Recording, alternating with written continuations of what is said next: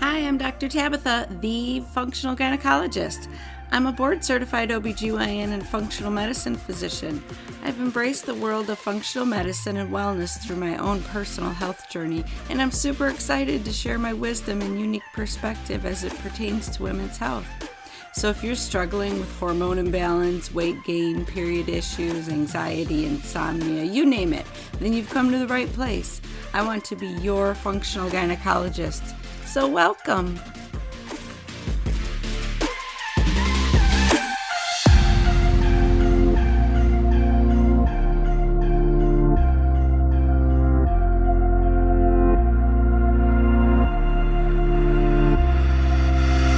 Hi friends. Today's episode is called Understanding Your Lymphatic System. This goes along with the previous podcast I did called Understanding Your Immune System. Like I always say, all of our systems are interconnected. They're working together to keep you healthy. They can't function independently. So even though I'm separating them for discussion's sake, you'll see that our body systems are so interconnected they can't function without each other. I'm always talking about more than one system when I explain things. So our lymphatic system, it's a critical part of our immune system, and it plays a vital role in protecting us from illness and disease-causing inflammation. In other words, the lymphatic system is the body's inner drainage system. The network of vessels and lymph nodes carry fluids from tissues around your body into the blood and vice versa. The primary function of your lymphatic system is to protect the body against infection, bacteria, and cancer cells, as well as to keep fluid levels in your body balanced. The lymphatic system is made up of a network of lymphoid organs, nodes, ducts, tissues, capillaries, and a network of lymphatic vessels. So here's the breakdown. Lymph vessels are much like blood vessels. They run throughout the body along our blood vessels to carry our lymph fluid. Our lymph fluid is a colorless fluid comprised of infection and bacteria-fighting white blood cells that run through the lymph vessels. The nodes are responsible for filtering infection and bacteria, as well as working to activate the production of antibodies in the blood.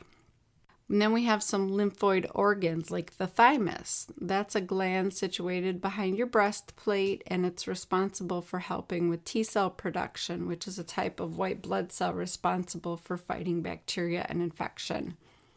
The spleen is in the upper portion on the left side of your abdomen under your ribs, and it's responsible for storing cells that work to filter the blood of infection and bacteria. The tonsils are located in the throat, and they fight off pathogens as they enter the body through our mouth and nose. And then there's lymphatic tissue. There's lymphatic tissue in our bowels, which produces cells that recognize pathogens as they come into our GI tract and help destroy them. The bone marrow also makes tissue inside of our bones that produces defense cells that multiply and migrate to the blood to fight pathogens.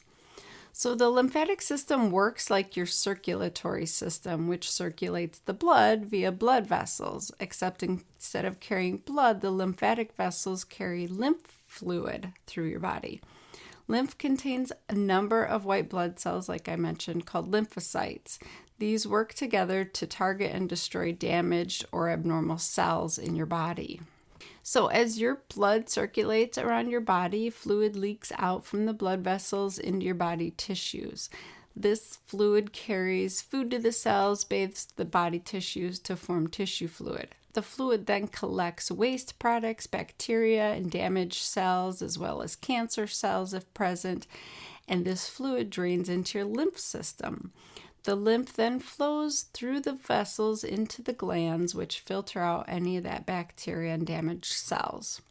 Once filtered, the lymph leaves the glands and moves into larger lymphatic vessels to your thoracic duct at the base of your neck. Lymph is then released back into the bloodstream, free of any harmful infection or bacteria.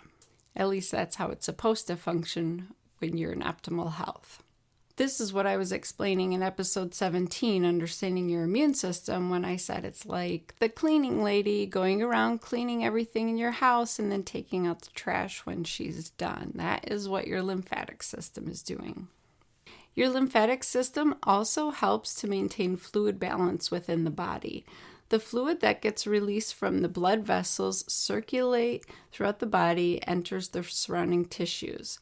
If it weren't for the drainage provided by the lymphatic system, this fluid would build up in your tissues and cause swelling in your body. That is seen, for example, in someone who has had their lymph nodes removed after breast cancer and they have lymphedema where their arm is very swollen.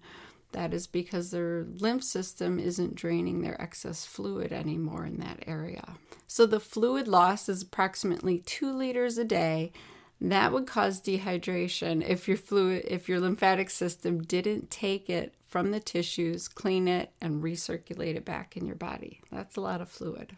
You may have even experienced a swollen lymph node or two before, which presents as a tender lump, usually in your neck or in your armpit, but then it goes away back to its small, painless state soon after. This is caused by a lymph node becoming inflamed as it works to remove infection or bacteria.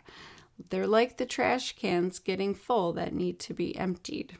In most cases, inflammation in the lymph nodes is nothing more than an indication that your lymphatic system is doing its job. However, prolonged inflammation can sometimes be a sign of something more serious. I'm sure you've heard of these common diseases affecting the lymphatic system, like lymphomas. These are a type of cancer that start in the lymph nodes that multiply to form tumors capable of spreading to other parts of the body. Hodgkin's disease is cancer of the lymphatic system. Tonsillitis is infection of your tonsils, resulting in swelling that often leads to removal if you keep having it happen and they can't fight off infections for themselves. Edema, like I mentioned, is water retention from fluid buildup in the tissues that cause swelling. Lymphadenitis is an inflammation of the lymph nodes caused by infection to the tissue. Typically, we see that in your throat. And then splenomegaly. That's an enlarged spleen caused by a viral infection that you get severe swelling and it can even rupture. That we most commonly see with mono-infections. You worry about your spleen rupturing. So there's many signs of lymphatic fatigue that point to congestion in our lymphatic system. Some of those symptoms are persistent bloating, usually in our extremities, like swelling in our fingers, brain fog, chronic sinus infections, digestive issues, chronic fatigue, getting sick often with colds, feeling sore or stiff upon wakening, and cold hands and feet. So what can we do to reduce the risk of lymphatic fatigue? Okay, so I'm going to talk about 6 ways to boost your immune system by supporting healthy lymphatic system. We are going to talk about drinking water, exercise, reducing stress, dry brushing, our diet, and how we dress. So let's take a closer look at each of these. Okay, water, we know it's the great life source. It's essential for proper lymph fluid movement in our body, though. Without it, the lymph fluid in the body slows down, allowing waste and viruses, etc., to sit around in the body rather than being cleaned and flushed out. So everyone's need for water is different. It's based on your body composition and your activity, but a good rule of thumb is to make sure that your urine remains a light straw color, indicating proper hydration. And you should aim for drinking at least half of your body weight a day. So if you weigh 160 pounds, you should be drinking at least 80 mLs a day. If getting plain old water is hard for you, try adding lemons or oranges or berries or even some fresh mint to your glass to enhance the flavor.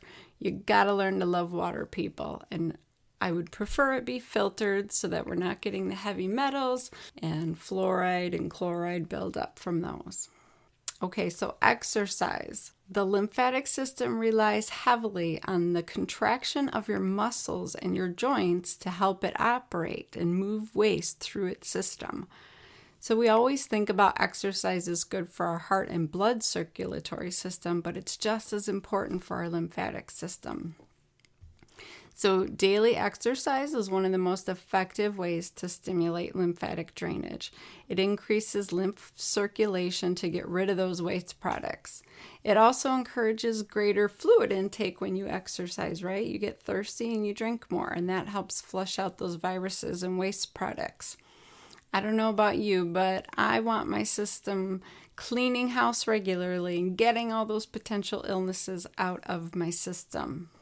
If your lymphatic system is overwhelmed, like we are right now with influenza, COVID-19, and seasonal allergies, our system has to work overtime. And if we aren't helping it drain and empty, then it will clog up. That leads to diminished immunity, illnesses, fluid retention, pain, and even fatty deposits called lipomas. The best exercises to increase lymphatic drainage are running, jogging, walking, stretching, and yoga. But the most important thing, honestly, is just to get moving every day.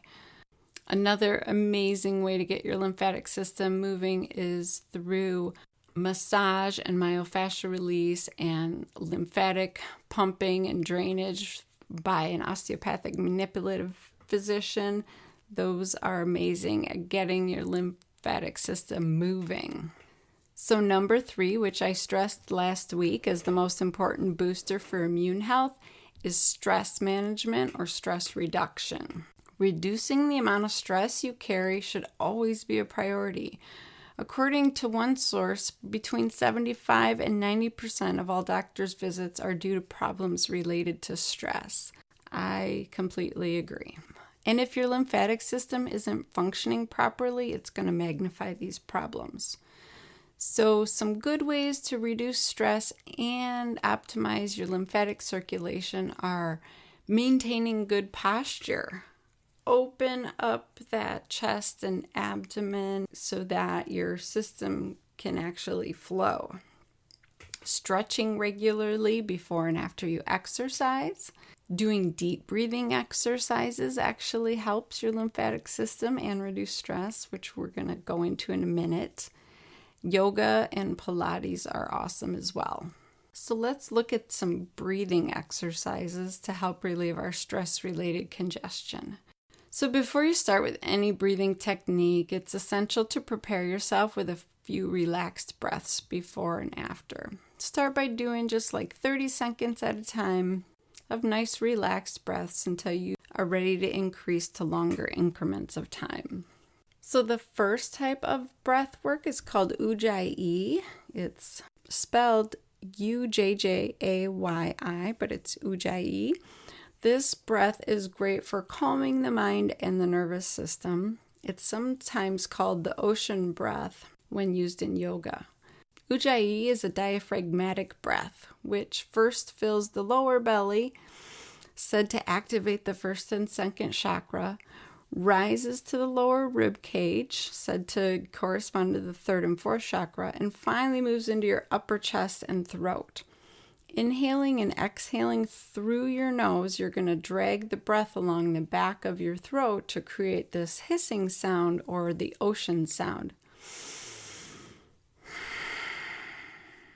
Try to make each inhale and exhale even and take each breath a little deeper than the last one as you feel comfortable. I really like that to bring down my stress level when I'm feeling overwhelmed. Another technique is called bellows breath. This breath is great for refreshing and rejuvenating.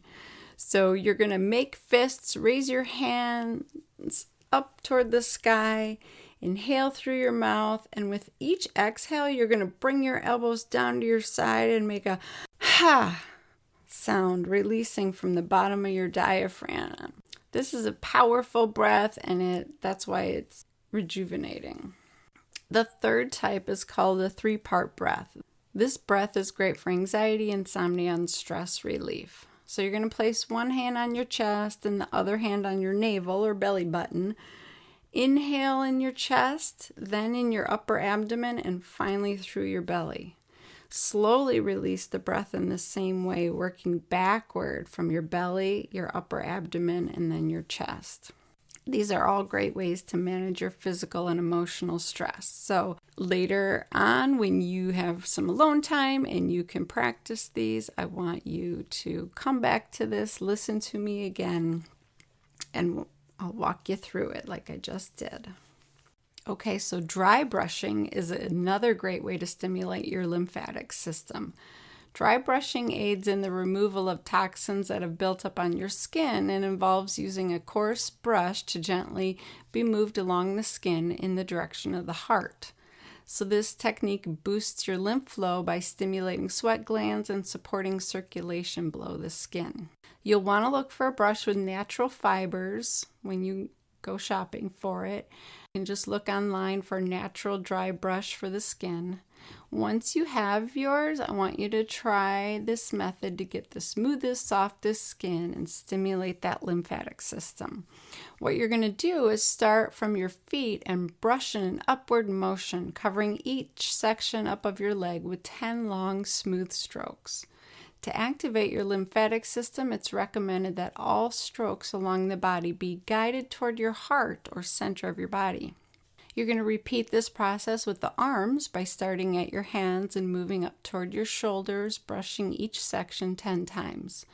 For the torso and underarms, you want to brush in a circular clockwise motion. And listen up, brushing too hard can cause the skin to turn red or sting.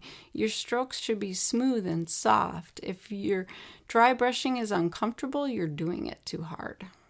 And being mindful of your clothing is another important tip. So according to functional medicine experts, clothing that's tight-fitting can reduce circulation throughout your body. Tight clothing can actually reduce and restrict the movement of the lymphatic system, thus preventing detoxification. And we all know this, right? The times that you take your sock off at the end of the day and you have an indentation in your leg, that is your lymphatic system not functioning well. It's fine to wear tight-fitting clothing on occasion, but limit these times and change into comfortable clothes when you get home or when you can. I don't know about you, but I love taking off my bra when I get home, and I can definitely feel a difference when I'm wearing those constricted clothing items. So this working from home thing to avoid passing COVID-19 is going to be great for our lymphatic and immune systems. We're getting a break from passing things on. We're getting to wear loose clothing while we work from home and get our lymphatic system draining. We have more time to exercise. Focus on the positives, right, ladies? And lastly, I want you to focus on your diet, because what you eat is always important, even for our lymphatic system. I definitely recommend eliminating these foods because they slow down your lymphatic system. Processed foods, sugary foods, bad fats, and dairy. Instead, I want you to focus on eating these foods that I'm going to talk about. Fruits, vegetables, nuts, seeds, spices. So citrus fruits, like lemons, oranges, and grapefruit, they possess powerful enzymes and vitamin C that support digestion and proper immune function. Berries, especially cranberries, are rich in detoxifiers that cleanse the lymphatic system and also add to hydration, which is important for that lymph movement, like I was explaining. Vegetables, especially your leafy greens, they help remove the waste products from our body and provide important nutritional support for immune cell production. They're full of vitamin A, C, K, iron, magnesium, and the multiple B vitamins. And then seeds, pumpkin seeds, chia, hemp, flax seeds, these are full of omega-3 rich fatty acids, which are great for lymph flow. They help you also absorb your vitamins and nutrients, so you need healthy fats with your fruits and vegetables. That's why nuts and fruits go so well together. Spices like turmeric, ginger, cinnamon, and black pepper also contain antioxidants that help your lymphatic and immune system. So if you think you've been needing to make food changes and make healthy eating a priority, now's the time. Okay?